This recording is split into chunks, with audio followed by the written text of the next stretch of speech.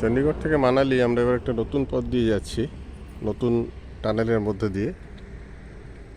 তার পথে এই গোবিন্দসাগর লেক। আমরা এই জায়গাটি দেখে না দাঁড়িয়ে থাকতে পারলাম না। চিরাচরিত বিলাসপুর হয়ে এবার আমরা আর মানালি যাচ্ছি না, আমরা সোয়ারঘাট বলে একটি জায়গা, সেখান থেকে অন্য রাস্তা দিয়ে নতুন টানেলের মাধ্যমে সোজা গিয়ে পৌঁছবো সুন্দরনগর।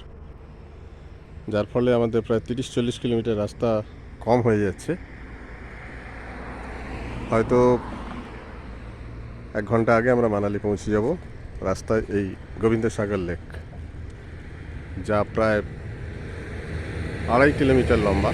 সেই গোবিন্দসাগর লেকের ওপরের এই ব্রিজ, সেই দিয়ে আমরা এগিয়ে যাব সুন্দরনগরের দিকে। এবং এই রাস্তায় প্রায় 4টি টানেল, তার মধ্যে 1 নম্বর টানেলটি 4.5 কিলোমিটার লম্বা, অন্যগুলি একটু ছোট। এই টানেলের মাধ্যমে প্রায় 42 কিলোমিটার রাস্তা ছোট হয়ে গেছে।